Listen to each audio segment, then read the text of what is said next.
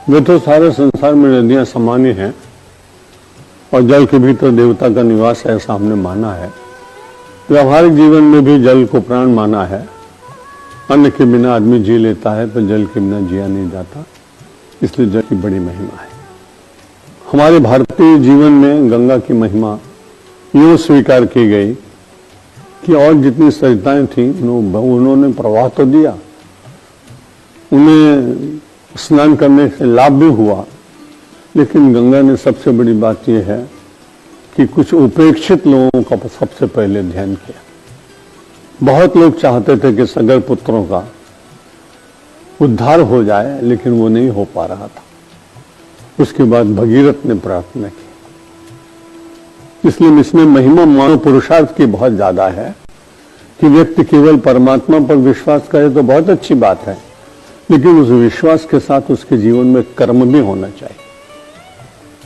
तो उस कर्म के स्वरूप में यहां जब हम गंगा का स्मरण करते हैं तो भगीरथ का स्मरण अपने आप ही होता है। तो भगीरथ ने मन में निश्चय किया कि गंगा जैसी पवित्र सरिता को मैं इस धरती पर इसलिए लाऊंगा कि जो हमारे सगर पुत्र हैं, जो हमारे पूर्वज हैं, वो किन्हीं कारणवश शापवश या जैसे भी हो वे अभी तक मुक्त नहीं हुए, इसलिए उनको मुक्त कराने के लिए हम गंगा जी को लाएंगे।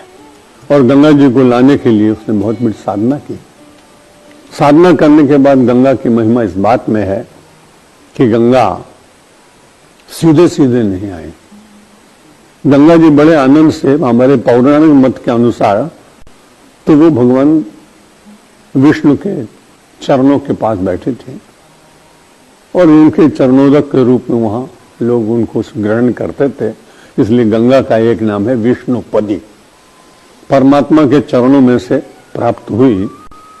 अब उसके बाद गंगा जी की महिमा इसमें और दिखाई पड़ती है कि भगवान विष्णु के चरणों में से निकलने के बाद हमारे आध्यात्मिक जीवन में सबसे बड़ी कठिनाई केवल अहंकार की है।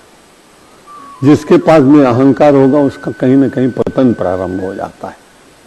इसलिए भगवान विष्णु के चरणों से निकलने के बाद गंगा बड़ी भाग्यशाली अपने को अनुभव करती है और अपने भाग्य की सराहना में अंतर में कहीं अहंकार के द्वारा वो बहुत ज्यादा कहीं ना कहीं पीड़ा का अनुभव भी कर रही है।